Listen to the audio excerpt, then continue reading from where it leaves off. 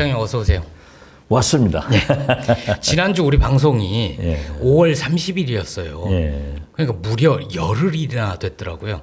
그동안 안녕하셨어요. 그렇게밖에 안 됐어요. 일주일에 한 번씩 보다가 저는 이 세월이 이렇게 빠른가 처음 알았어요. 네, 왜요? 요즘 이 윤석열 정권에서 노조, 네. 시민단체, 방송 장악 네. 이런 하나씩. 순서로 나가고 있는데 예. 그래도 민주당에서 후쿠시마 오염수 그리고 방통위원장 선임에 대해서는 예. 세게 나오더라고요. 민주당 내 어려움이 많지만 그래서 예. 이제 이재명 대표가 정신 차렸구나. 음. 근데 저도 인터뷰를 해보면은 이동관 방송위원장 예. 그 질문을 가장 많이 받기 때문에 저는 사실 이 메디치 미디어 김현종 대표와 예. 이동관 특보는 기자 때부터 예. 피부를 맞대고 산 사람들이에요. 네. 그렇지만은 국가를 위해서 제가 할 말을 하는데 집에 가서 자려면은 얼굴이 떠오르고 마이크 앞에 가서는 정의롭게 얘기해야 되고. 그러니까 개인적인 인연으로는 가깝지만 나라를 위해서는 그런 방통위원장은 안 된다. 그 말씀이신 거죠. 그래서 저는 이렇게 만약 그 언론에서 보도되고 있는 예. 학폭 사실은 이미 박근혜 정권 때 국회 국정감사에서 예. 서울시의회에서 문제가 돼서 알만한 사람 다 알아요. 만약 이러한 것이 또 임명된다고 하면은 더 글로리 시즌 2가 된다. 예. 그래서 저는 어떤 경우에도 국민이 바라지 않기 때문에 윤석열 대통령은 임명하지 않을 것이다. 근데 그렇게. 그런 기대를 늘 저버리잖아요. 윤 대통령이 시민들의 비판이나 야당의 비판 이런 거 신경 안 쓰지 않나요? 저는 그렇게 상식적으로 생각하는데 제가 그렇게 얘기했다가 예. 또 이제 시청자들이 국민들이 네가 무슨 정치 구단이냐. 너는 구급도 안 된다. 다 임명한다는 거예요. 예. 그러면은 저는 이동관 특보가 예. 본인이 아무리 하고 싶다 하더라도 기자 출신 아니에요.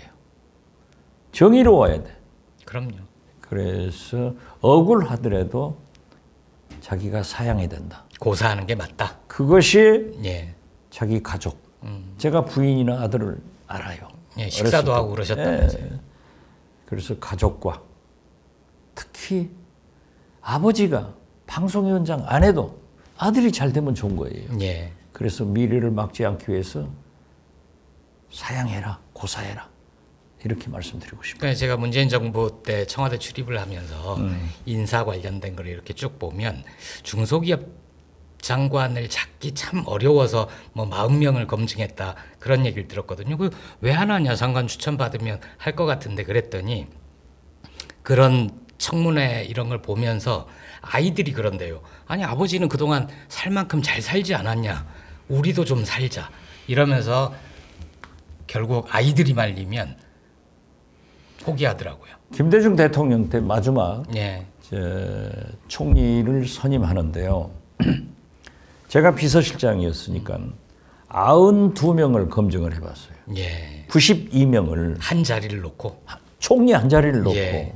그럼 총리는 되게 할 만한 사람이 있잖아요. 그렇죠. 그때만 하더라도 나이가 50대 후반, 60대는 돼야 된다. 예. 뭐 어쩌고 저쩌고 한 경력이 있는데 그렇게 하고 보니까 그때 그 청문회 요건의 서류상으로 패스가 되는 사람이 변형윤. 예, 변영윤. 변영윤 경제부총리 했던 분.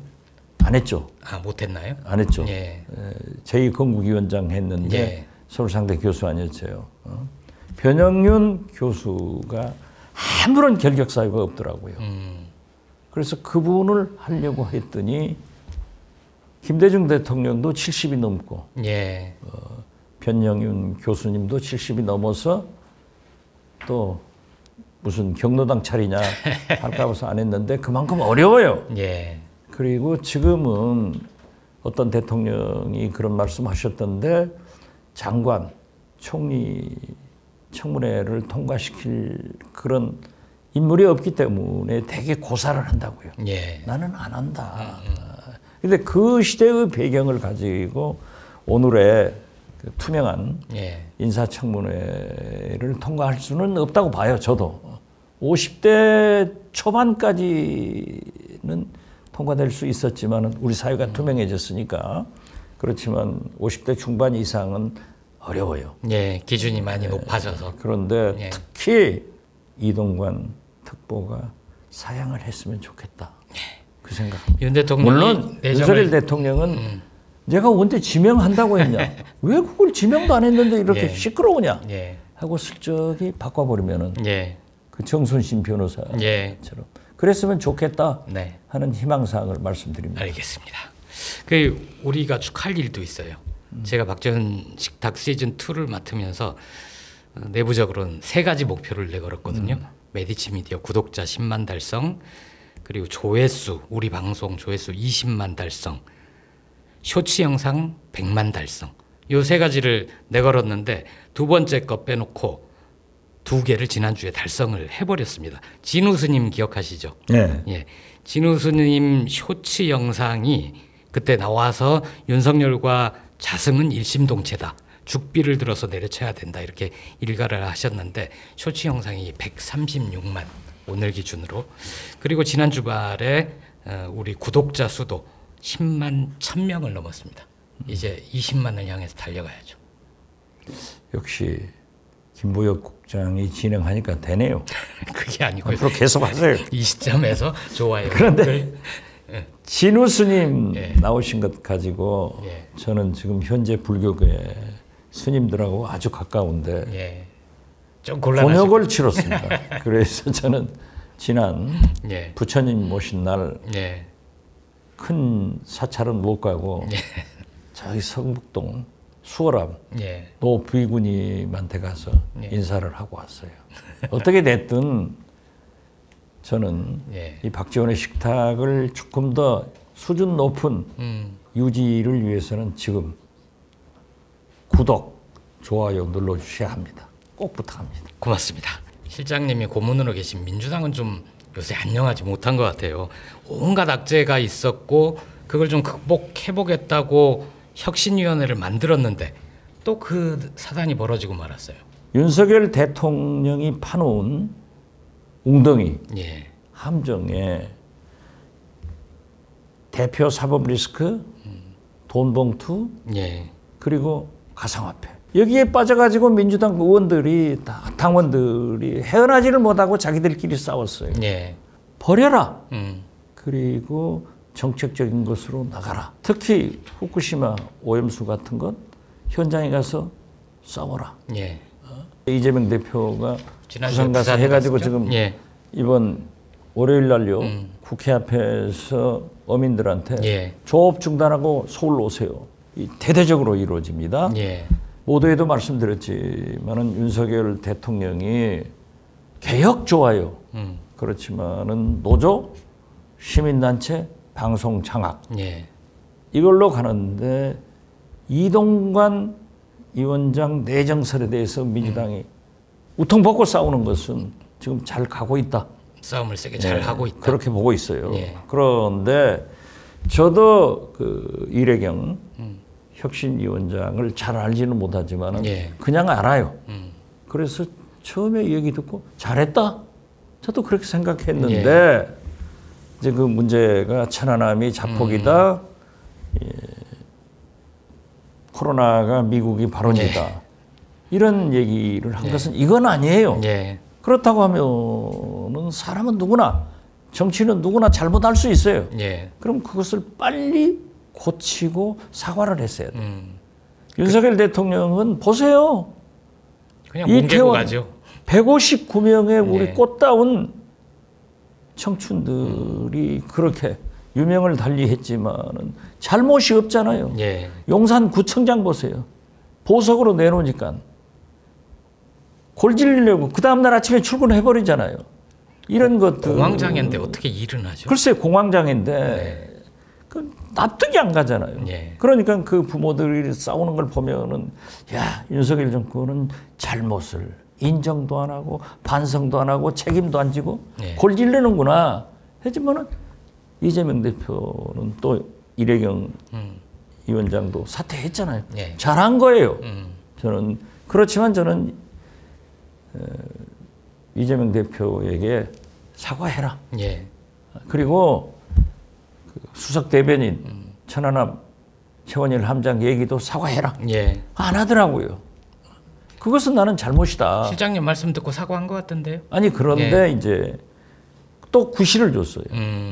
무한 책임을 진다. 예. 아, 정치는요. 김대중 대통령이 말씀하셨지만은 잘못한 것을 국민이 잘못했다고 하면은 진짜 잘못했으면 쉽게 풀어서 예. 사과를 해버려야 됩니다. 이러한 것에 대해서 대표로 큰 책임을 지고 예.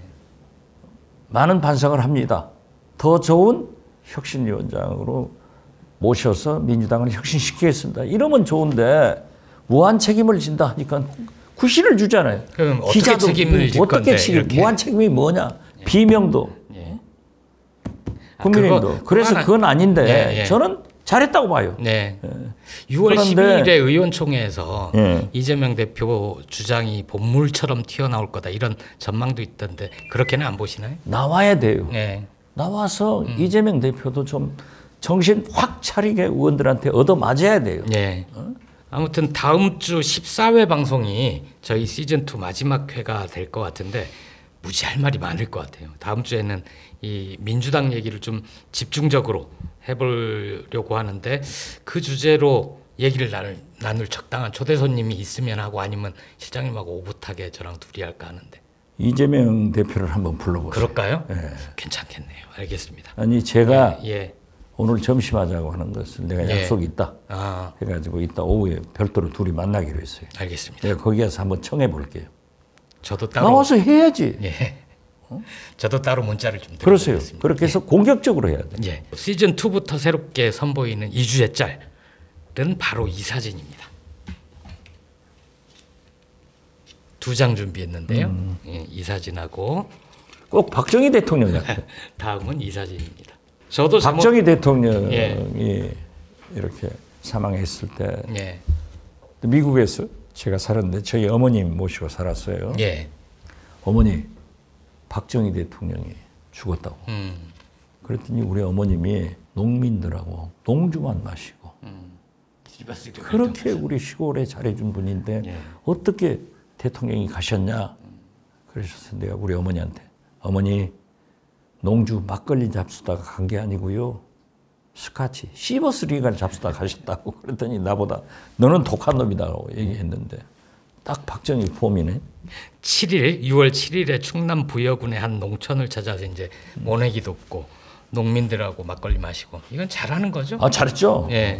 상징적으로 그렇게 하는 거예요. 예. 윤 대통령이 지난 4월에 민주당이 발의했던 양곡관리법 개정안 그건 거부권을 행사했잖아요. 이런 행사는 그 성남 농심 달래기 차원이다 이렇게 보면 되는 건가요? 거부권을 행사한 것은 잘못이지만은 예. 그러나 농민들이 이 무더위에 모내기 하는 것을 상징적으로 예. 가서 도와주는 것은 보이는 것은 뭐 정치로서 예. 국가 원수로서 할 일이에요. 옛날에 임금님도 모내기 했잖아요. 예. 그런다고 해서 농민들이 양곡법 거부권 행사한 것을 용서하지는 않을 거예요. 예. 오늘 메인 이슈 초대 손님 만나보는 시간입니다. 오늘은 두 분을 한꺼번에 모시는데요. 지금 책도 갖고 계신데 예. 아무도 행복하지 않은 나라 저자 두 분을 모셨습니다.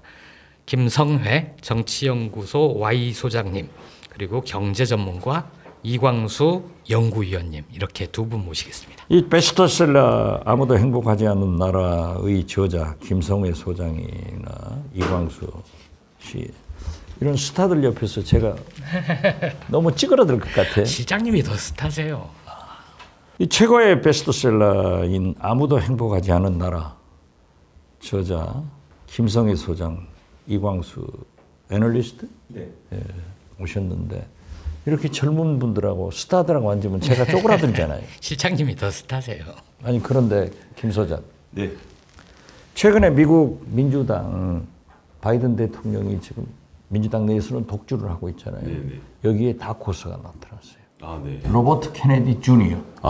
로버트 케네디 법무장관의 아들이에요. 케네디 가문이 아직 남아있군요. 네, 거기가 나왔는데 20%를 차지하고 있어요. 그러니까는 미국 민주당의 골수파들은 이게 나와가지고 바이든이 안 되면 큰일이다 라고 하지만 나는 돌풍이 불 것 같아요. 이렇게 정치라고 하는 것은 노장청이 조화를 이루어서 해야지. 그 요즘 쓸데없이 말이지. 올드보이 우는 이런 얘기 하지 말라고요. 알았어요? 네, 알겠습니다. 저도 50이라 뭐 젊은 척도 아닙니다. 재밌잖아요. 네. 로버트 케네디 주니어가 갑자기 20%로 나타나요. 시장님 저기 이광수 위원하고는 초면이신가요? 한두 번 봤죠? 예, 방송 예, 전에. 지나치면서 뵀는데 예. 이렇게 왜 저렇게 뵈니까 갑자기 스타가 되나? 아니, 원래부터 스타였습니다. 나는 경제 쪽을 잘 모르는. 아이고 맞습니다. 오늘 과외 받고 가시죠. 예. 네. 두 분 그 공동 저자는 세 분이잖아요. 말씀하신 대로 문재인 정부 때 외교부 차관 지낸 최종건 지금 연세대 교수. 세 분이 같이 안 나오시고 왜 두 분만 나오셨어요? 최종건 교수가 이제 일정상 지금 미국에 출장을 가 있어요. 그 한국에 있으면 당연히 나왔을 텐데. 예. 여기 나오기 싫어서 미국 아닙니다. 출장에. 다른 데도 아니고 이제 메디치 미디어이기 때문에 반드시 나올 거였는데 너무 안타깝습니다. 제가 세 명이 완전체로 좀 다녀야 되는데. 그러게요. 저희가 다닌 적이 아쉽네요. 이번에 없습니다. 저희랑 같이 일해봤는데 예. 진짜 똑똑하고 훌륭해요. 이 박지원의 식탁을 메디치 미디어에서 만들잖아요. 그리고 아무도 행복하지 않은 나라가 메디치 미디어에서 출간한 책이고. 네. 그래도 우리 방송에서 그 메디치 미디어에서 출간한다고 아무 저자나 부르지는 않거든요. 지난 주말에 교보문고하고 예스24 종합 베스트셀러에 들어갔고 알라딘에서는 사회과학 분야 2위를 차지했다고 그래요. 그래서 이 정도면 우리가 좀 부를만하다. 이제 때가 됐다. 그래서 두 분을 모셨습니다. 이 베스트셀러에 오른 소감이 어떤지 좀 두 분한테 들어볼까요? 제가 책을 한 7권 정도 냈었는데요. 예. 이렇게 베스트셀러는 처음입니다. 그래서 뭐 좋기도 하고요. 예. 인세가 얼마 들어올까? 이런 거에도 관심이 있습니다. 지금까지 출판사 선정을 잘 못하신 거 아니에요? 그럴 수도 있어요.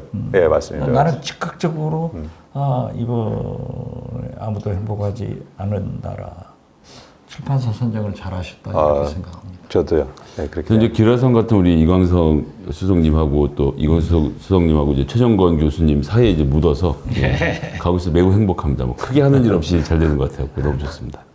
김 소장님은 이제 방송 활동도 많이 하는데 아무튼 베스트셀러 작가 반열에 오른 뒤에 내년 4월 총선 출마를 준비하고 계시고 이광수 위원님은 미래에셋이죠. 네. 우리나라에서 손에 꼽히는 증권사 수석 애널리스트 자리를 박차고 나와서 지금은 이제 프리랜서 콘텐츠 프로바이더로 활동하신다고요. 네네.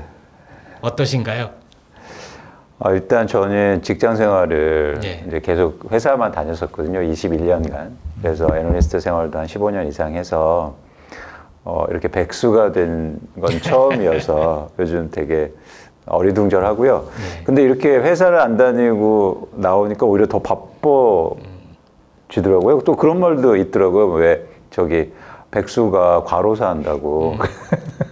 그래서 마음은 요즘 되게 바쁘게 살고 있습니다. 네. 소장님은요? 저도 이제 다른 분의 선거를 많이 준비해 보다가 막상 이제 맨 땅에다가 다 안다고 생각했는데 막상 맨 땅에 가서 헤딩을 해보니까 제가 아무것도 몰랐다는 사실 좀 절감을 하면서 차근차근 선거 준비를 하고 있습니다. 남의 선거는 쉬운데 자기 선거는 어렵죠. 제가 또 모셨던 분들이 워낙 유명한 분들이셔서 크게 네. 어렵지 않았던 선거를 치렀던 것 같고 아무것도 없는 제가 하니까 힘드네요. 죄송하지 무슨 당으로 하세요? 민주당으로. 지금 민주당 민주당 당원. 나는 몰랐네. 열린민주당 대변인을 하다가 아니 그 들었은 알았는데. 예. 저 고향 갑이든가요? 고양시에서 준비하고 있습니다. 예. 고향. 지역은 안 정했고. 네. 고향 예, 고양시. 고양시. 예. 그러니까 두 분 다 선택은 잘했네. 출판사 선택도 잘하고 당 선택도 잘하고. 저도 잘한 건가요? 네, 잘했어요. 실장님. 회사 제가 그만둔 잘했다고 거. 하면 잘한 거야. 알겠습니다. 감사합니다. 화이팅. 잘 될 거예요. 화이팅. 네, 화이팅. 실장님은 이 아무도 행복하지 않은 나라 읽어보셨어요? 안 읽어봤어요. 안 읽으셔도 저는 됩니다. 이 책 제목이 싫습니다. 아무리 예. 이걸 보더라도 예. 윤석열 대통령을 이렇게 정면으로 예. 비판할 수가 어떻게 있어요? 토론회 아무도 행복하지 않은 나라는 윤석열 정권만이 만들 수 있는 나라예요. 그래서 그걸 정확하게 써. 아니 글쎄요. 그런데 나는 윤석열 대통령을 건전하게 비판하지 이렇게까지 적나라하게 아무도 행복하지 않는 나라 이러면 안 되죠. 여기에서 주장을 하고 그걸 바탕으로 해서 토론이 되고 어떻게 됐든 저는 네. 윤석열 대통령을 싫어하면 안 좋습니다. 알겠습니다. 싫어하는 책은 아닌 것 같은데 두 분 중에 누가 책 소개를 좀 우선 좀 해주실래요? 이제 아무도 행복하지 않은 나라는 이제 최정건 우리 교수님이 외교 파트를 맡으시고 이광수 수석님이 경제 파트 그리고 제가 정치 파트 이렇게 해서 한윤영 작가가 전반적으로 사회를 봐서 네. 넷이서 이제 대담을 나눈 내용들을 정리를 한 겁니다. 그래서 각 파트별로 사자성어를 빗대어서 지금 현실을 좀 얘기하면서 주제는 이제 각 파트별로 본인이 끌고 가고 거기에 대해서 외교적 인사이트, 경제적 인사이트, 정치적 인사이트가 함께 들어가서 굉장히 쉽게 읽히는 책이라서요. 손에 들면 하루 이틀이면 후루룩 읽어 내리셨다는 분들도 많고 좀 신뢰가 풍부하고 또 최정건 교수님의 문재인 정부 때 외교와의 비교 또 우리 이광수 수석님 쭉 해오셨던 애널리스트로서의 분석을 기초로 해서 지금의 경제 상황을 뭐 얘기하는 것들 이런 것들이 되게 좋아서 굉장히 지금의 현실을 파악하는 데 도움이 되는 게다가 이제 더 놀라운 것은 이 책이 한일 정상회담을 하기 직전에 원고가 완성이 됐는데 읽어보신 분들이 깜짝 놀랍니다. 한일 회담을 다 보고 쓴 거 아니냐는 얘기를 하실 정도로 그래서 현상 파악하시는 데는 큰 도움이 될 거라고 생각하고 있습니다. 예. 이렇게 경제와 외교와 지금 정치가 이제 따로 저희가 이야기하고 분석할 수 없는 상황이라고 좀 보고 있고요. 점점 더 그렇게 사회가 변화하니까. 근데 지금 한국의 많은 뭐 예를 들어서 책이라든가 전문가들은 이제 한 분야만 얘기하는 거죠. 그렇다 보면 한계가 저희는 있다고 보거든요. 그런 차원에서 저희가 정치, 외교, 경제 차원에서 같이 얘기하고 저는 사실 이번 책을 준비하면서 배운 게 많습니다. 그래서 저는 애널리스트로서 뭐 주식과 부동산을 분석했지만 이렇게 또 정치와 외교가 여기에 미치는 영향이 굉장히 많잖아요. 그런 걸 또 종합적으로 저희가 또 여러분들이 같이 읽어보시면 더 종합적으로 이런 상황을 잘 파악할 수 있겠다라는 생각 갖고 있습니다. 저도 이번 주말까지 다 읽어보겠습니다. 그런데 사실 제가 박지원의 식탁에서도 몇 번 강조를 했는데 MIT 에스모글로 교수가 MBN 초청받아가지고 와가지고 한국 경제를 어떻게 살릴 거냐 이렇게 질문을 하니까 경제학자 MIT 교수가 한국은 정치를 잘해야 이 갈등이 해소돼야 경제가 발전할 수 있다 이렇게 말씀을 하셨더라고요. 그리고 저는 최근에 우리 민생 경제가 이렇게 나빠지는 것은 윤석열 대통령이 미일 편중 외교를 해가지고 우리의 가장 큰 시장인 중국을 버리고 있기 때문에 중국이 우리에게 경제 보복하기 때문에 이 꼴이 됐다. 그러니까 민주당은 국익 차원에서 역할 분담 차원에서 이재명 대표가 중국과 러시아를 좀 조척해라 라고 했는데 지금 두 분 말씀 들으니까 저도 다음에는 저자가 네 사람이 돼야 된다. 이러면 좋겠어요. 다음에는 그렇게. 원장님 들어오시면 제가 빠져야죠. 그래요? 윤석열 정부의 정치가 어땠는지 김 소장님부터 먼저 해주실래요? 그러니까 적대적이다 해도 이번 정부처럼 적대적인 정치를 하는 정부는 없었던 것 같습니다. 원래 정당이라는 건 싸우잖아요. 예전부터도 뭐 공화당 시절부터 민주당하고 또 민정당 싸우고 항상 싸움을 해와서 둘은 싸움이 익숙하거든요. 그러면 대통령 원래 좀 체면치레를 하느라 거기서 빠져서 제3지역에서 나는 국민의 대통령이요 하면서 이제 어떻게든 다 아우르지 못한다고 하더라도 최소한 드러나게는 아우르는 척이라도 하면서 정치를 해왔는데 저는 윤석열 정부 정치의 가장 큰 특징은 그러니까 참호전을 하고 있다. 양쪽이 지금 참호를 파놓고 국민의힘과 민주당이 서로 총을 겨누고 있는 상태인데 보통 이런 정도만 하고 행정부는 별도로 나가 있는데 지금 같은 경우는 윤석열 대통령이 예하 우리 장관들을 기관총 부대를 다 끌고 박혁포 부대를 다 끌고 국민의힘 참호 안에 들어와서 상대방의 이재명 대표, 문재인 대통령 이런 사람들을 적으로 간주하고 사실상 대통령이 진두지휘하는 전쟁을 벌이는 중이다라고 생각을 합니다.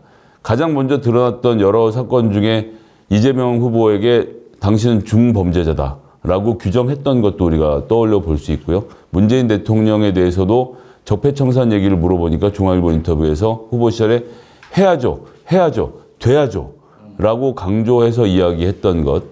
그러고 나서 실제로 대통령이 되고 나서 문재인 대통령에게 90명의 검사를 이재명 대표에게 60명의 검사를 붙여서 지금 전반적으로 뭐 말 그대로 그러고 난 다음에 요즘에 또 하는 수상가까지는 뭐 말할 것도 없고요. 그런 와중에 이준석 대표에게 대통령이 무슨 표현을 썼냐면 내부 총질이란 말을 썼잖아요. 그러니까 이 내부 총질이 뭐냐면요.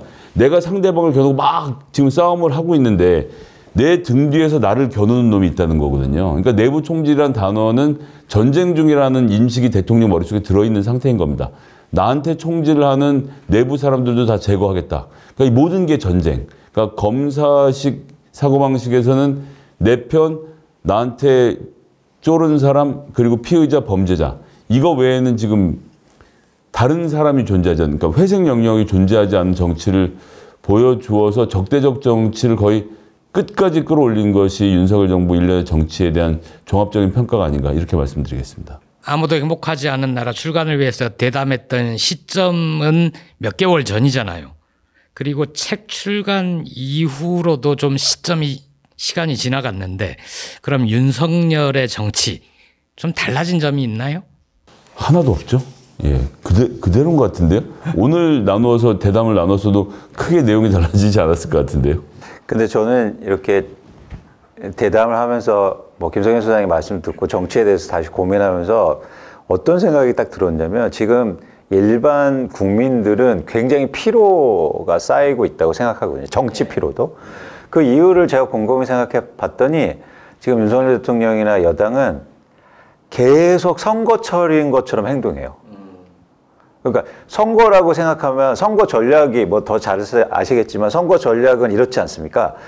그러니까 내가 잘하려고 하는 게 아니라 상대방을 비난하고 상대방을 잡아놓고 그래야 선거 전략이 대부분을 차지하잖아요. 지금 계속 그렇게 하잖아요. 그래서 저는 이 일반인들이 느끼는 정치 피로도가 상당히, 그러니까 전 윤석열 대통령이 지금도 선거철이라고 생각하는 것 같아요. 그래서 이제는 상대방 비난하고 계속 뭔가 문제없는가 잘하려고 하는 게 아니라. 그래서 전 정치를 볼 때 그런 생각이 계속 듭니다. 보통은 대통령 선거가 끝나고 나면 저를 지지하지 않았던 분도 모두 우리 정부의 성공을 위해서 다 같이 힘을 합칩시다. 통합의 정치. 이걸 강조하는 게 보통인데 작년에 대선 끝나고 내년에 총선 사이 요 기간을 전부 다 전쟁 치르듯이 하고 있다. 그렇죠. 선거라고 보는 거죠. 그래서 선거니까 내 지지층만 중요한 거죠. 그래야 확장성이 있다고 생각하니까. 그래서 지금 계속 선거본부 차려놓고 정치를 하고 나라를 다스려야 되는데 선거를 하고 있는 거죠. 전 그런 생각이 들더라고요. 선거나 전쟁을 해도 이게 민주주의 제도 하에서는 어떤 규칙이 있고 말을 이용한 전쟁을 하는 거잖아요. 근데 지금 윤석열 정부의 1년은 별로 안 그런 거 아닌가요? 우리 실장님도 압수수색을 여러 번 당하고. 한마디로 얘기하면 정치는 소통과 통합입니다. 결국 국민들과 많은 얘기를 듣고 국민 통합으로 이끌어가야 되는데 윤석열 대통령은 속된 말로 적군을 극대화하고 우군을 국소화하는 정책을 써요. 모든 세력을 국민을 적으로 몰아가는 그런 정치를 하고 있기 때문에 웅변으로 지지도가 표시되고 있잖아요. 예. 그래서 저는 특히 윤석열 대통령이 좀 생긴 건 남자답고 술도 그렇게 잘 자신다는데 저도 잘 알아요. 예. 그런데 그런 분이 입만 벌리면은 문재인, 만약에 문재인이 없었으면 이 양반이 대통령을 어떻게 했을까 할 정도로 내 탓이오, 내 큰 탓이로소이다를 해야 되는데 문재인 탓이오, 문재인 탓이오. 이것이 실패하게 가는 그런 길인데 저는 우리가 1년도 살았는데 앞으로 4년이 더 중요해요. 4년씩이나. 그래도 살아야죠.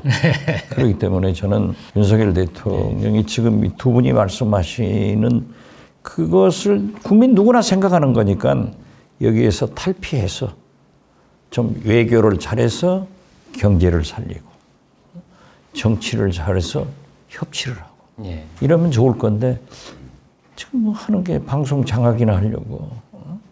그러니까 내년 총선까지 지금 이 퇴행의 시대, 정치 실종의 시대, 이게 더 악화할 것 같지 않습니까? 그 총선이 좀 어떤 분기점이 될 거라고 보세요? 그러니까 이제 파퓰리즘이 바로 했다 뭐 이런 얘기들 많이 하잖아요. 근데 이게 뭐 딱히 우리나라만의 현상이 아니라 전 세계적으로 지금 다 벌어지고 있는 일이라서 이게 뭐 SNS랑의 연관 관계 또 사회적 배경 뭐 경제 상황 이런 것들이 다 종합적으로 고려되어야겠지만 하여튼 우리나라 딱 상황을 놓고 보면 윤석열 대통령은 대표적인 나르시시스트인 것 같아요. 제가 보기에는. 그래서 야, 뭐 이렇게 복잡하게 생각해. 외교 그냥 간단하잖아. 미국, 일본 동맹 딱 먹고 김정은 버르장머리 딱 고치고 중국하고 러시아 제압하면 한반도 끝나는데 뭘 그렇게 복잡하게 생각하냐. 노동개혁. 야, 지금 민주노총하고 한국노총만 정신 딱 차리면 모든 문제가 해결되는데 그럼 뭐 연봉을 왜 주나? 직무급제로 전환하자고. 그런데 우리나라 전체 노동자 중에서 연봉제든 직무급제든 범위 안에 들어와 있는 사람이 25%밖에 안 된다는 사실 이런 건 이제 모르는 거죠. 이제 이런 식으로 모든 주제들에 대해서 아주 간단 명료한 답을 딱딱 내놓는 것처럼 보이니까 지지층은 열광을 하는 거죠. 지금까지 아니 왜 민주노총 저거 못 때려잡어? 집회 불법으로 하면 잡아놓으면 되잖아. 뭐 예를 들면 이런 식의 정치가 빠져있고 모든 것이 흑백의 법으로 따지게 되면서 거기에 30% 정도의 국민들이 열광하고 있는 상태는 그대로 유지가 되는 거 아닙니까? 그러니까 전 총선까지도 이 국면, 이 기조를 그대로 이어갈 것인데 그럼 이제 민주당이 어떻게 대응을 해야 되느냐가 되게 중요한 문제가 될 것 같습니다. 한 말씀 제가 드리자면은 저는 윤석열 정권이 1년간 이렇게 해왔는데 앞으로 내년 총선도 있지만은 가장 당면한 문제가 후쿠시마 오염수 문제. 그리고 방송 장악을 위해서 멀쩡한 방통위원장을 직위 해제하고 이동관 특보를 임명하려고 하는 것은 거듭 말씀드리지만 학폭에 대해서는 더 글로리로 인해서 국민적 세계적 문제로 돼 있습니다. 그런데 그 임명을 강행하려고 했을 때 글로리 시즌 2가 나와서 굉장히 국민적 저항이 있을 거고 최근에 노사 문제를 보면서 아니 불법 폭력시 파업을 중단시키는 것은 국가의 공권력의 상징입니다. 해야 됩니다. 김대중 대통령이 인권 노동을 중시하는 대통령이었지만은 취임해가지고 노동자들을 가장 많이 구속했습니다. 그러니까 ILO, 제네바 국제인권기구에서 어떻게 인권 노동을 중시하는 김대중 대통령이 이렇게 많은 노동자를 구속하느냐 해가지고 파견들 나와서 조사단이 왔어요. 그렇게 보고 가서 이해를 했는데 폭력, 불법 그러한 노동자의 시위는 안 해야 됩니다.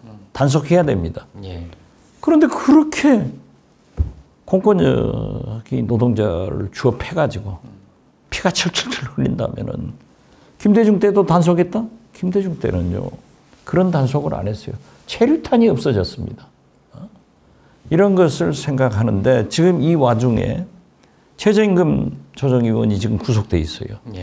그러니까 한국노총에서도 탈퇴는 아니지만 모든 대화에 끊어버린다라고 하면은 경사노위에서는 빠졌고 경사노위에서 빠졌죠. 그런다 하면은 저는 최저임금 문제도 지금 12,200원을 노동계에서는 요구를 하고 뭐 기업들은 지금 9,900 얼마죠? 이걸로 동결하자 예. 하는데 여기서도 굉장히 큰 갈등이 나서 나는 최소한도 후쿠시마, 이동관, 최저임금 문제를 두고도 엄청난 갈등이 증폭될 것이다. 어떻게 됐든 내년 총선이 끝나면은 권력의 속성은 죽은 권력한테 줄 안 섭니다. 예. 산 권력, 미래 권력한테 줄을 서기 때문에 불을 보듯 대선 체제로 넘어가는데 윤석열 대통령이 굉장히 불행한 그런 대통령이 돼갈 것이다. 저는 예. 그렇게 봅니다. 예언인가요? 전망인가요? 전망도 되고 예언도 되고 제가 그러니까 도사는 아니지만 천공 스승은 아니지만 제 말이 맞을 거예요. 그러니까 윤석열 대통령이 불행해지지 않으려면 시장님 말씀을 잘 들어야 된다. 그렇죠. 예. 지금 그러시면 안 됩니다. 절대 레임덕은요. 세월이지. 예. 아니다 해도 안 되는 거예요. 세월이 가면 레임덕이 되는 거예요. 그리고 지금 국정 홍보도 탄압 국정 홍보 안 돼요. 예. 설득을 해야지. 그래서 저는 방법을 바꿔라. 아니 그렇게 생각한다면은 박정희, 전두환이 지금까지 해먹어야죠. 알겠습니다. 이제 경제 문제로 좀 오늘 시간이 되게 많이 넘어가서 이 위원님이 보시기에 윤석열 정부의 1년 경제 성적표는 어떻든가요? 그 영국에 계신 장하준 교수인가요? 그 한겨레하고 인터뷰에서는 그 얘기를 하셨더라고요. 만약에 윤석열 대통령이 내 수강생이었으면 재수강이다. 그러니까 점수를 줄 수 없다는 얘기도 하셨던데 위원님 보시기에는 어떻습니까? 장하준 교수님이 그런 말씀 하시더라고요. 실제로 수업을 따는 걸 듣고 있다 지금. 저게 그 말 듣고 수강 신청은 나한테 해놓고 네. 수업은 다른 네, 걸 그렇죠, 그렇죠. 그래서 그 말 너무 잘하셨다 그런 생각이 들었는데요. 제가 한 일례를 한번 말씀드릴게요. 경제는 어떤 게 중요하냐면 사이클과 흐름을 잘 타야 되고 거기에 맞춘 경제 정책이 필요하거든요. 근데 전 세계에서 지금의 가장 큰 경제적 화두는 인플레이션입니다. 물가 상승. 그래서 물가 상승을 얼마나 효과적으로 잘 넘어가고 이걸 통해서 한국의 잠재 성장을 높이는 거에 포커스가 맞춰져 있어야 되거든요. 전 세계는 그렇게 움직이고 있고. 그런 대표적인 게 뭐냐면 사실은 아까 이제는 실장님도 말씀하신 것 중에 들어있는데 그게 임금 상승이에요. 그러니까 물가가 오르면 임금이 떨어집니다. 명목임금이요. 그렇겠죠. 그렇죠. 아니 실질임금이 떨어지죠. 명목임금은 고정돼 있으니까. 실질임금이 떨어지니까 사람들이 소비를 줄이는 거예요. 그래서 경기 위축이 진행되고 그래서 인플레이션일 땐 자연스럽게 명목임금이 인상되는 구조로 가져가야 돼요. 예를 들면 그렇게 윤석열 대통령이 좋아하시는 미국을 보면 지난해 노동쟁의가요. 스트라이크가 52% 증가했습니다. 그건 자연스러운 경제적인 현상이고 그 상황을 넘어가야 경제가 발전돼요. 왜 발전되냐면 임금이 올라야 그러면 물가가 올라도 소비가 증가하고 소비가 증가하면 기업들이 실적이 좋아지고 기업이 실적이 증가하면 다시 고용이 증가해서 계속 이렇게 선순환 과정이고 약간의 과정 그러니까 이 과정을 잘 넘어가는 상황 즉 그래서 파업이나 쟁의들도 인플레이션 기간이 많이 발생되거든요. 예를 들어서 저희가 전태일 열사 때도 잘 보시면 그때도 전태일 열사의 기본적으로 의식과 상황이 중요하지만 어쨌든 그때도 물가 상승이 되게 크게 일어나니까 그게 노동자들의 어떤 행동을 더 촉발시켰다는 그게 있는 거죠. 그래서 이렇게 물가가 오를 때는 사실 노조들이 다 결성해서 임금을 올리려는 노력을 전 세계적으로 하고 있고 근데 우리나라가 지금 안 되는 거예요. 이게 여러분 많은 분들이 뭐 노조들을 나쁘게 생각하지만 임금이 올라야 경제가 성장한다니까요. 그런데 우리가 단순하게 최저임금 조금 올라간다고 이게 막으면 한국의 경제 성장은 없는 겁니다. 특히 물가가 오를 때는. 그래서 자연스럽게 아까처럼 파업도 증가해야 되는 거예요. 근데 놀랍죠.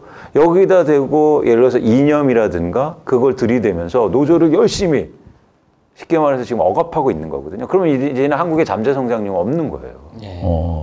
노동자가 소비자잖아요. 굉장히 중요한 거래요. 근데 이 물가가 올라가면 내 임금이 더 줄어든다는 거죠. 그러면 돈을 누가 쓰겠습니까? 그럴수록 경제는 더 나빠지는. 그럼 기업은 재고가 쌓일 테고. 그렇죠. 네. 그래서 기업들도 지금은 사실은 그런 것들에 용인해서 협상하고 그런 과정을 통해서 임금을 올려드리는 구조가 필요해요. 그런데 지금 우리나라 그게 안 되고 있단 말이죠. 심지어 막 이렇게 생을 달리하시고 그렇게 아까 말씀하신 것처럼 피를 내고 이런 데서 어떻게 이게 임금을 올릴 수 있는 구조가 안 되고 있다는 거예요. 그 여론도 안 좋잖아요. 근데 여러분들 잘 생각하실 필요가 노동자들이 임금이 올라가야 여러분 가게가 잘 되는 겁니다. 그렇잖아요. 그런데 그 부분에 대해서 지금 한국이 전혀 한 발자국도 못 나가는 게 전 너무 안타깝다. 이렇게 되면 한국의 경제 성장이 없는 거거든요. 일반적으로 기업인들은 임금이 안 올라가야 경제가 성장하고 경제가 잘 된다는데 그거 아니네요. 그렇지 않습니다. 예를 들어서 지금은 한국의 구조가 노동 임금으로 회사가 돈을 버는 구조가 아니란 말이죠. 예를 들어서 삼성전자가 반도체를 파는데 임금 싸게 줘서 내가 돈 벌고 이런 상황이 끝났거든요. 한국의 구조는 아니거든요. 기업들이요. 그래서 오히려 임금이 올려주고 적당한 대우하고 사람들이 이동 안 하고 안정적으로 고용체계가 이루어져야 기업들도 좋은 거예요. 그런데 저희는 그게 막 정치에서 끼어들어서 그런 과정을 지금 못하게 하니까 저는 예를 들어서 말씀드린 건데 굉장히 심각한 상황이다. 문제는 지금 경제 성장률, 무역 수지 뭐 이런 거는 굉장히 경제 관련 지표들이 곤두박질 치고 있잖아요. 근데 이게 나아질 기미가 보이지 않는 게 더 문제 아닌가요? 최근에 추경호 경제부총리 또 예전에는 뭐 상저하고 상반기에는 안 좋지만 하반기에는 극복할 거다 이 얘기를 하다가 요새는 그 얘기도 쏙 들어갔더라고요. 그러니까 꼭 아셔야 될 게 뭐냐면 글로벌하게 경제 상황이라든지 여러 가지 상황 때문에 한국의 무역 수지라든가 아니면 기업들이 일시적으로 안 좋아질 수는 있어요. 전 그걸 전부 다 정치 책임이고 윤석열 정부의 책임이라고 하고 싶진 않습니다. 예를 들어서 전 세계에서 지금 경기 침체가 오고 있는데 그 정치가 잘못해서야 이렇게 자꾸 몰아가면 근거 없는 얘기가 돼버리잖아요. 저는 그게 중요한 게 아니라 사실 경제는 계속 이렇게 왔다 갔다 움직이는데 그래서 정치는 뭘 해야 되냐면 이런 과정 속에서 진폭을 최소화할 수 있는 글로벌 경기가 안 좋아져도 우리가 뭔가 정치적으로 도와줘서 덜 나빠지도록 노력해 하고 좋아질 때는 확 좋아지도록 사실 거기다가 예를 들면 더 도와주고 밀어주는 이런 역할이 필요하죠. 근데 지금 그 역할을 전혀 안 하고 있는 거예요. 못 하고 있는 거고 그게 뭔지는 잘 모르겠는데 저는 못하는 게 아니라 뭔지 다 아시면서 괜히 얘기를 안 하세요. 뭐 아는 거 있으면 다 얘기하세요. 그러니까 저는 그래서 그게 좀 안타깝다. 지금 글로벌 경기 침체가 예상되는 상황인데 이거를 최소화할 수 있는 방안들이 있거든요. 예를 들어서 그 대표적인 게 이제 중국과의 관계라든가 이런 것들을 전혀 안 하고 있잖아요. 그런 점에서 좀 안타까운 거고 그런 측면에서 전망해 보자면 사실은 이게 회복될 가능성이 좀 적지 않느냐. 이런 거죠. 그래서 정부는 뭐냐면 혁신을 만들어가는 게 되게 중요하거든요. 그러니까 기업의 혁신이라든가 경제적 혁신을. 그런데 우리나라가 지금 잠재 성장률이 계속 떨어지고 있어요. 근데 이 혁신은 또 어디에서 오냐면 전 두 가지에서 온다고 보거든요. 하나는 뭐냐면 사람들끼리 격차가 줄어야 돼요. 격차가 커지면 빈부의 격차가 커지면 혁신은 없습니다. 그냥 포기해버리는 거죠. 이 혁신을 자꾸 정치가 줄이려고 하면 나도 저렇게 돈 벌 수 있겠구나. 나도 잘 살 수 있겠구나라는 생각이 들수록 혁신이 많이 일어나거든요. 그래서 또 여기에서 임금하고도 연결되는 거예요. 중소기업과 대기업의 임금 격차를 줄이면 최근에 주식시장에서 가장 많이 오른 주식이 에코프로라는 회사인데 절대 대기업이 아닙니다. 투자나 경제는 그렇게 작은 기업들이 커지면서 만들어지는 게 바로 성장이거든요. 근데 우리나라는 대기업과 중소기업 임금 격차가 엄청나게 크니까 중소기업들이 별로 노력을 안 하는 거예요. 어차피 기술 개발을 해도 대기업이 다 가져가고 예. 네, 대기업일수록 지금 세금을 덜 내잖아요. 규모가 크니까. 그러니까 어쨌든 그런 것들을 못 만드는 게 좀 안타깝다는 거죠. 그래서 지금 잠재 성장률이 계속 떨어지는 건데 그 안에서 이제 혁신이 없다는 거. 윤석열 정부가 지금 전 세계 경기 흐름을 보거나 우리나라 고유한 문제를 보거나 해야 할 바를 하고 있지 않다. 근데 제가 이제 외국인 투자자들도 이제 많이 만나보고 얘기를 해보면 아까도 실장님 말씀하신 것처럼 투자할 때 정치가 굉장히 중요하거든요. 대통령 이런 것도 보고 정책도 많이 보거든요. 실제로 기업만 보지 않거든요. 그런데 그런 우려를 굉장히 많이 해요. 외국인 투자자들이. 그게 좀 걱정이 되는 게 예를 들면 이런 거죠. 대통령이 검찰총장 할 땐 경제 걱정 안 해보신 것 같아요. 정말 죄송한 말씀인데 안 해보신 것 같고 후보 시절에 사범 많이 잡으셨다. 예, 그건 이제 범인을 잡으면서 피의자를 신문해 왔을 뿐인 거고 구조적인 문제를 안 따지니까 요 후보 몇 개월 동안 만났던 사람들이 굉장히 큰 임팩트를 줬는데 예를 들면 정순국 교수가 직무급제 관련돼서 임팩트를 굉장히 많이 줘서 지금 노동 관련돼서 조언을 받고 있고 그다음에 반도체 쪽 하고 원전 요렇게가 지금 입력이 돼 있어요. 그러니까 방금 이제 미래 먹을거리 말씀하시면 우리가 뭐 바이오부터 시작해서 AI부터 시작해서 굉장히 망라해서 나갈 분야들이 많은데 대통령은 그런 게 입력이 안 돼 있으니까 딱 나오면 두 마디만 합니다. 자, 반도체 키우자. 그러니까 초중고등학교 니네 돈 많이 남잖아. 그거 가져와. 대학 정원 10,000명 늘려. 10,000명을 어디서 늘려요? 수도권이 지난 20년 동안 8,000명 정원을 줄였는데 교육부가 나서 그 여유가 있으니까 저희가 한번 늘려보겠습니다. 딱 반도체에 국한돼서 얘기를 하고 있는 거예요. 그러고는 야 그린 텍소노미 뭐 다 좋아. 그거 원전으로 하면 돼. 원전 딱. 그 뭐 태양광, 풍광 뭐 이런 2차 재생에너지나 이런 쪽은 다 뒤로 밀어놓고 원전 키우면 돼. 이것도 마찬가지로 솔루션이 아주 확실하고 간단한 거죠. 그러니까 어저께도 또다시 대책을 내놓는데 반도체 세금 더 깎아줘. 이거 외에는 다른 대책이 안 나오고 있고 기재부도 대통령 눈치 보느라 그냥 그런 쪽으로만 몰아가고 있어서 미래 성장을 시킬 산업 동력을 확보하는 일을 대통령의 단견에 맡기고 있는 이 지금 현실이 저는 굉장히 불안합니다. 그러니까 반도체도 말씀하셨는데 굉장히 중요하거든요. 한국의 지금 무역 수지가 나빠지는 근본적인 원인은 반도체 가격이 떨어져서예요. 그 얘기는 뭐냐면 반도체에 너무 우리나라 경제에 비중이 크다는 거예요. 이게 좋을 때는 좋죠. 근데 이렇게 계속 안 좋아지면 우리나라가 굉장히 어려워질 수 있다는 겁니다. 그러면 정치는 반도체를 지원해주고 이런 것도 좋지만 그 이외의 모습, 그런 다른 산업을 어떻게 미래 성장 산업을 만들 것인가 이런 고민을 해야죠. 쉽게 말해서 이런 비유도 전 요즘 하고 있는데 막 농업이 잘 돼서 저희가 농업 수출이 제일 많아요. 그래서 야 이제 농업만 앞으로 계속 해야 돼. 이런 얘기를 지금 할 수도 있다는 거죠. 세상은 바뀔 수가 있는데. 그래서 정말 이 리스크가 너무 커지고 있다, 경제는. 근데 정치나 외교는 제가 볼 때는 정부가 바뀌면 바꿀 수 있잖아요.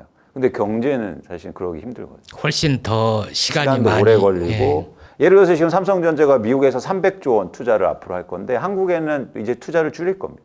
그러면 한국의 일자리는 그만큼 줄어드는 거고. 그렇죠. 근데 미국에서 최근에 어떤 움직임들이 있냐면 LG 에너지 솔루션이 미국의 공장을 만드는데요. 미국 자동차 유니온, 그러니까 노조에서 딱 타겟팅해서 한국 기업들 들어오면 우리 제일 먼저 임금 올려달라고 할 거다.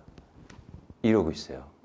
그런데 최근에 노조 잡는 명분 중에 하나가 뭐냐면 노조가 많아서 외국 기업들이 한국에 안 들어온다. 이런 얘기를 하잖아요. 우리는 노조가 제일 지금 쉽게 말해서 빡센 미국에 가려고 하는 거예요. 이게 말이 안 되잖아요. 어떻게 됐든 지금 김성애 소장이 말씀한 대로 저도 미국서 살았는데 미국으로 한국에서 이민 올 때 공항에 누가 마중 나갔느냐에 따라서 그 사람의 직업이 선택된다. 그렇죠. 그러니까 교회도 정해지고요. 교회도 정해지고. 그런데 윤석열 대통령이 검찰총장 하다가 이 후보 때 맨 먼저 만난 사람들 주입된 것을 지금 풀어먹고 살려고 하는 거예요. 그러니까 저는 참 문제가 있다 하는데 아무튼 어떻게 고쳐야 돼요? 우리 장하준 교수 같은 분을 저는 좀 윤석열 대통령이 픽업을 해서 그런 분들의 얘기를 한번 들어보면 어쩔까. 좀 폭넓게 인재를 등용해야 되는데. 2년 차 정도 들어가면 이제 나도 알 것 같아. 뭐 그러지 않을까요? 내가 누구 조언 들어야 될 단계는 아닌 것 같은 경제 이렇게 하고. 아니, 그러니까 조선일보에서 59분 대통령이라는 대통령실을 떠도는 풍문을 폭로해서 보도하지 않습니까? 대통령에 대한 정면 경고거든요. 1시간에 59분 혼자 말씀하지 마시고 좀 들으라는 얘기를 조선일보까지 조언하는 마당이라는 이면에는 아무도 얘기를 할 수 없다는 얘기잖아요. 안 변하는 거죠. 아까 실장님도 책 제목 말씀을 하셨는데 책 제목 관련해서 한번 여쭤볼게요. 그 경제 문제 관련해서 윤석열 정부 들어서 법인세 대폭 깎아줬고 또 노조 때려잡고 있고 그러면 이 기업인들을 많이 만나시는데 재벌, 대기업 이런 데서는 행복하지 않을까요? 아무도 행복하지 않은 나라가 아니라 뭐 재벌 대기업만 행복한 나라라든가. 사실 기업인들도 걱정을 굉장히 많이 하죠. 저 기업인들 진짜 궁금해요. 이렇게 환경이 바뀌어서 기업하기 좋은 나라가 됐는가? 최근에 일단 외교가 가장 큰 문제인데 상징적인 일이 있었는데요. 이재용 회장이 중국을 방문했습니다. 그러니까 한국의 대통령은 중국을 뭐 관심도 없는데 가서 이제는 뭐 공장도 돌아보고 상황도 본 거죠. 그만큼 사실은 이런 외교라든가 정치 때문에 혹시나 자기의 사업이나 이런 거에 걱정이 굉장히 많거든요. 그래서 세금을 깎아주는 게 중요한 게 아니라 경제가 활성화되고 잠재 성장률이 올라가서 기업이 매출이 늘어나는 게 좋은 거죠. 돈을 벌어야 좋은 거지 세금 깎아주는 건 돈을 못 버는데 의미가 있지 않잖아요. 그런 관점에서는 사실은 기업인들도 마찬가지로 걱정하는 분들이 굉장히 많으세요. 기업인들은 권력 앞에 오면은 쥐고 돌아가면 황제 아니에요. 그런데 대통령은 임기가 있지만은 기업 회장들은 임기가 없어요. 그렇죠. 그분들이 권력에 대해서 말을 못 하는 거야. 지금 현재 중국 보고 미국 해빙기가 왔다. 지금 뭐 접촉을 하잖아요. 블링컨 미국 국무장관도 중국을 간다. 그런데 우리나라 기업인들은 중국을 못 간단 말이에요. 팀 쿡이다 뭐다 뭐 다 미국 CEO들은 가는데 일론 머스크도 갔었고 딜런 머스크도 갔죠. 가서도 역할을 못 하고 있단 말이에요. 그 보면은 오늘 아침 그런 게 났더라고요. 미국 IRA 그 법 때문에 미국의 신규 투자가 524조가 들어왔대요. 그건 우리나라에서 얼마나 한 거예요? 그 메조리티가 훨씬 많이 우리가 했을 거예요. 그런데 우리는 지금 현재 있는 중국도 놓치잖아요. 싱하이밍 대사가 이재명 대표를 만나서 15분간 얘기를 했다. 제가 한 3, 4주 전에 저랑 만났는데 똑같은 얘기를 하더라고요. 그걸 알게끔 우리 국민들이 알고 정부에서 알게끔 얘기한 게 뭐가 나빠요? 왜 자기들은 일본 대사 만나서 하나요? 그것을 정경분리 원칙에 의거해서 좀 기업들한테 미국이 방해하는 것을 기업은 막아주고, 아니 정부는 막아주고 우리 기업들은 중국을 좀 접촉해서 해야지. 현대 자동차만 하더라도 러시아에서 철수하려고 하는데 러시아가 일본이고 프랑스고 미국 자동차 회사는 다 나가게 하면서 우리 것만 딱 매각 못하게 했더라고요. 그럼 어떻게 돼? 그래서 기업인들이 권력에 무서워서 말은 못하지만은 부글부글 끓고 있을 거예요. 냉가슴이 아마. 그렇죠. 냉가슴 많죠. 이광수 위원님 전문 분야도 하나 여쭤볼게요. 그 부동산과 주식시장. 요새 부동산은 신문 기사를 보면 추락세가 멈추고 상승세로 돌아섰다. 이런 기사들도 많던데 실제 그런가요? 실제로 가격이 좀 회복했고 거래량이 증가했는데요. 뭐 지속되기는 좀 힘들어 보입니다. 근데 요즘에 가장 큰 화두가 뭐 역전세 문제잖아요. 그러니까 이런 문제가 어느 정부고 문제를 봉착하게 되죠. 근데 이 문제를 어떻게 푸느냐가 사실 그래서 중요하잖아요. 근데 놀랄만한 게 지금 정부가 역전세 문제를 해결을 어떻게 하려고 하냐면 또 빚을 일으켜서 한다는 거예요. DSR을 풀어줘서. 그래서 그러니까 정해져 있는데 지금 소득이라든지 여러 가지를 한계를 갖고 있는데 그걸 풀어줘서 전세금을 못 돌려주는 임대인들한테 덮고줘서. 근데 우리나라가 지금 최근에 문제가 되고 있는 게 가계부채가 너무 많은 거거든요. GDP 대비해서 이제 100%가 넘어가고 있어서 글로벌하게 신용평가기관들이 한국 조심해야 된다. 이런 경고를 계속하고 있는데 부동산 시장에 또 대출을 일으키겠다는 거예요. 그러니까 이게 부동산이 또 어떤 생각을 갖고 있냐고 보니까 결국엔 그 얘기는 뭐냐면 부동산 가격이 빠질까 봐 두려운 거예요. 빠지면 큰일 나죠. 그렇죠. 그러니까 우리나라 큰일 나는 거예요. 근데 사실은 저희가 좀 고민해 볼 필요는 있습니다. 이게 부동산이라는 게 독특해서 경착륙은 없어요. 왜냐하면 가격이 빠지면 사용하는 사람들이 사거든요. 근데 미국의 서브프라임이 발생된 원인은 부동산이 아니라 부동산으로 파생된 금융자산이 파산한 거거든요. 그래서 부동산은 실장님도 그렇고 소장님도 그렇고 저희가 생각할 필요가 뭐냐면 사용할 수 있는 재화이기 때문에 폭락은 없습니다. 주식은 폭락이 있어요. 쓰지 못하니까. 그래서 저희는 이 용기를 가져야 돼요. 부동산 가격이 떨어져도 그렇게 안 떨어지겠지만 사실 부동산 가격이 떨어지는 걸 저희가 용인할 필요가 있습니다. 그리고 우려하는 것처럼 크게 안 빠질 거예요. 그런데 조금이라도 빠질까 봐. 그런데 거기다 대고 또 빚을 일으켜서 그걸 막아준다? 이거는 문제를 엄청 키우고 한국이 진짜 불안한 상황으로 가는 거죠. 계속 우리가 이광수 선생의 얘기를 들어야겠어요. 예. 아주 부동산 폭락은 없다. 그럼 제가 하나 아주 바보 같은 질문을 해볼게요. 네. 우리 국민은, 언론은, 이런 정치 평론가들은 자기도 국회의원 하려고 하면서 국회의원 두드려 팬단 말이에요. 저는 무서워서 지금까지 주식 한 번, 부동산 한 평 안 사봤어요. 제가 잘한 거예요, 바본 거예요? 그대신 실장님은 이제 사업도 하시고 다른 쪽에 더 열정이 있으셨으니까. 그런데 그 투자를 안 하신 건 사실은 잘못하신 거죠. 잘못이죠. 맞습니다. 왜냐하면 사실 투자는 전 나쁘지 않다고 보거든요. 그렇게 당연히 해야 투자해야 산업자본으로 돌아가서 경제가 돌아가잖아요. 그렇습니다. 그렇습니다. 대표적으로 뭐냐면 미국에도 1970년대, 80년대 401K라고 연금 제도가 들어오는데요. 강제로 미국의 주식을 사게 해요. 연금 자산에서. 그렇게 되니까 기업의 주가가 올라가고 그러니까 다시 기업으로 투자 자금이 들어가면서 고용도 증가하고 경제가 성장하는 원동력이 되거든요. 그러면서 자연스럽게 뭐냐면 중산층이 엄청나게 부자가 된 거예요. 주가가 올라가니까. 그런데 재밌는 것은 정치인들이 재산 신고를 하잖아요. 아파트 값이 올랐다. 하면 여기 메디치 메디아 김현정 대표나 방송위원장 뭐 어쩌고저쩌고 하는 이동관, 그 사람들이 다 기자예요.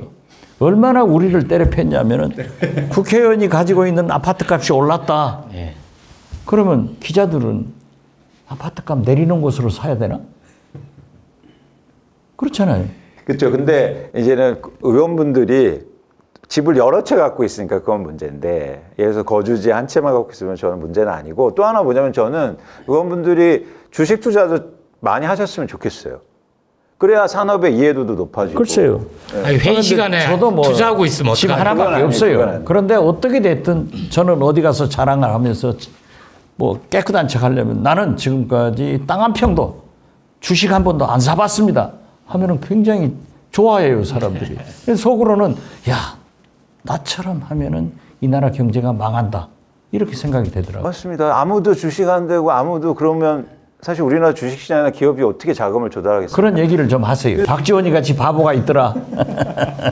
시장님, 우리가 외교안보 분야도 얘기를 해야 되는데 시간이 많이 지나서 그 책 얘기는 빼고 그거 하나만 좀 여쭤보고 가려고요. 최종건 교수님을 대신해서 외교안보 전문가니까. 아니, 전문가가 아니라 저하고 비슷해요, 최종건이. 6월 7일에 공개된 윤석열 정부의 국가안보 전략, 이 부제가 자유, 평화, 번영의 글로벌 중추국가 이렇게 달렸던데, 이 전략 개정안 보면 저는 한 6글자로 요약이 가능한 것 같아요. 친미, 친일, 반복.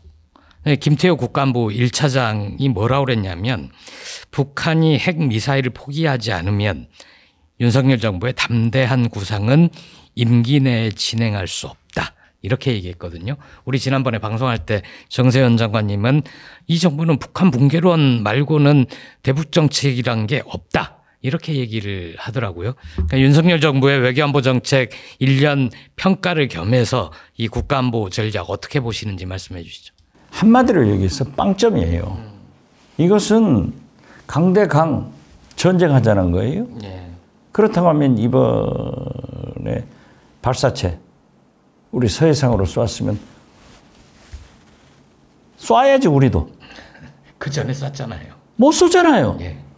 그래서 저는 어떤 경우에도 평화가 전쟁보다 훨씬 원가가 싸다.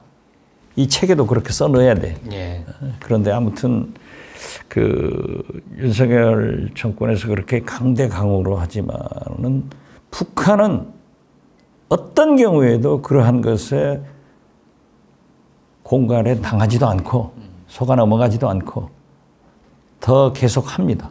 이번에 반기문 전 유엔 사무총장이 저하고 똑같은 얘기를 제가 평상시에 해오던 얘기를 했더라고요. 아, 그래요? 결국 중국이 예. 우리의 경제 파트너도 중요한 역할을 하지만은 북한의 비핵화를 하는 데는 중국의 역할이 가장 크다.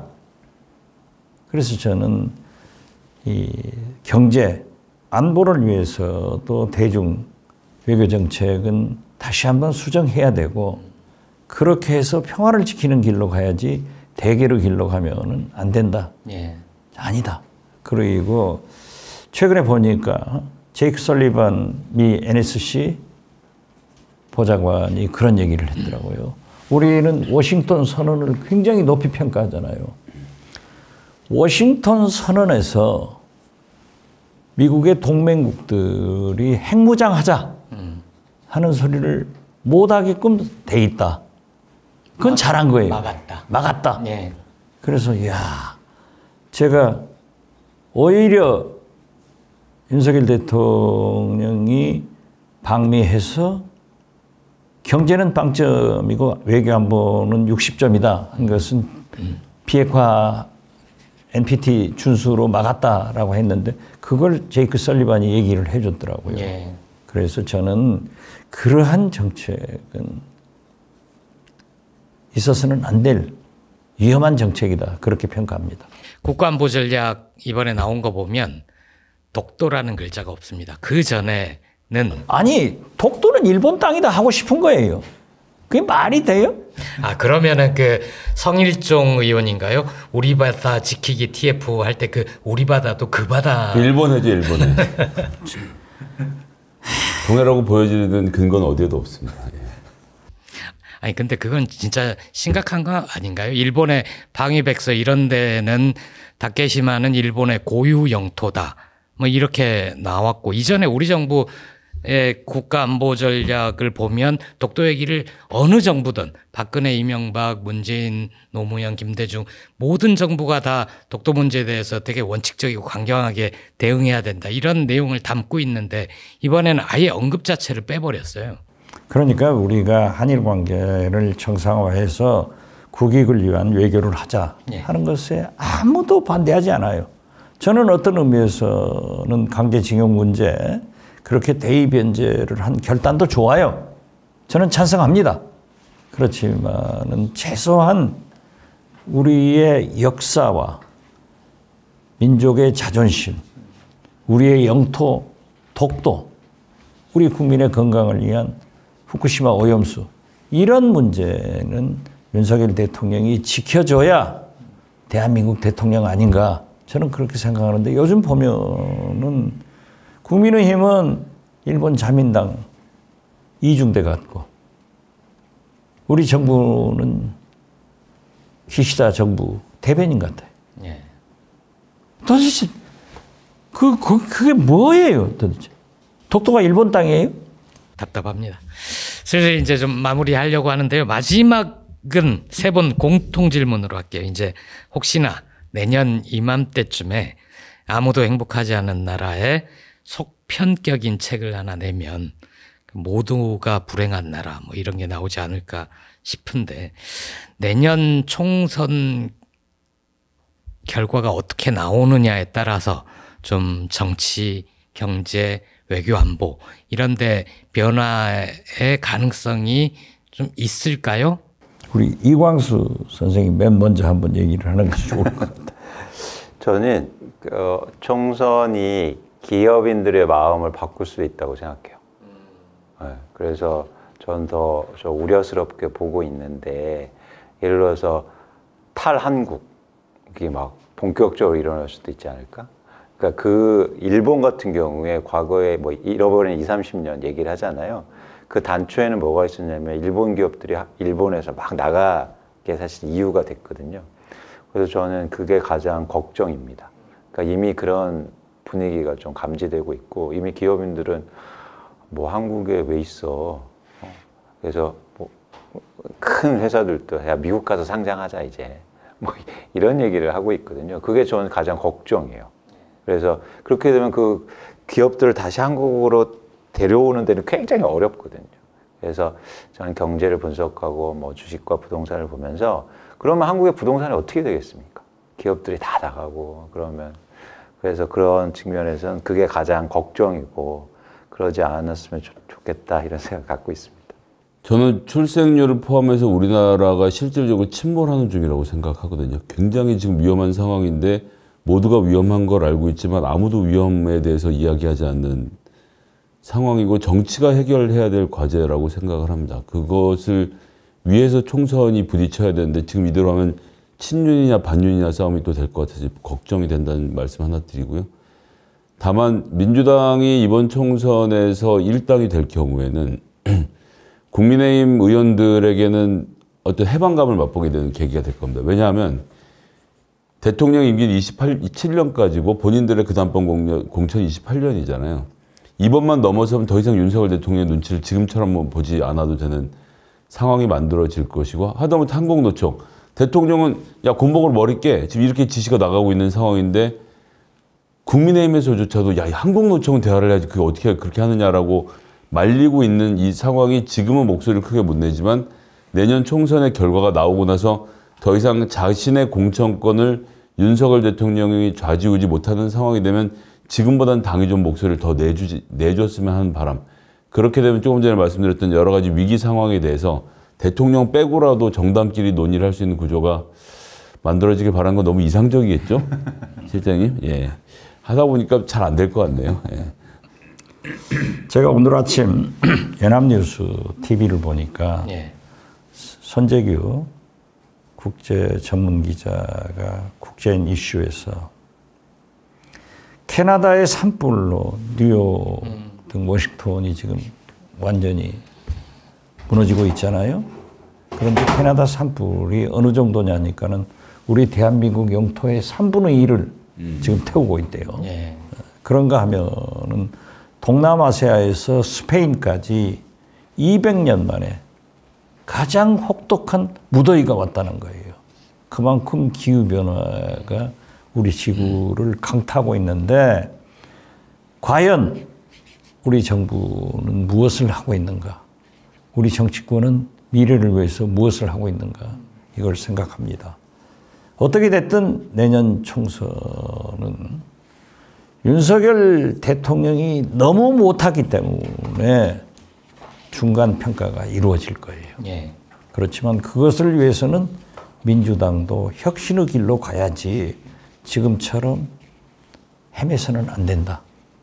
그리고 그 결과는 어떻게 나오든 윤석열 대통령은 내년 총선 끝나면은 레임덕이 시작돼서 굉장히 불행해질 수 있기 때문에 정신 똑바로 차리고 기후변화나 미래를 위해서 또 저출산 이런 문제를 하면서 정치권에 대해서 너무 간섭하지 마십시오라고 말씀드립니다.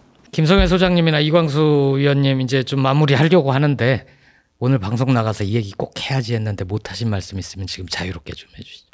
아무도 행복하지 않은 나라 많이 구입 부탁드리겠습니다.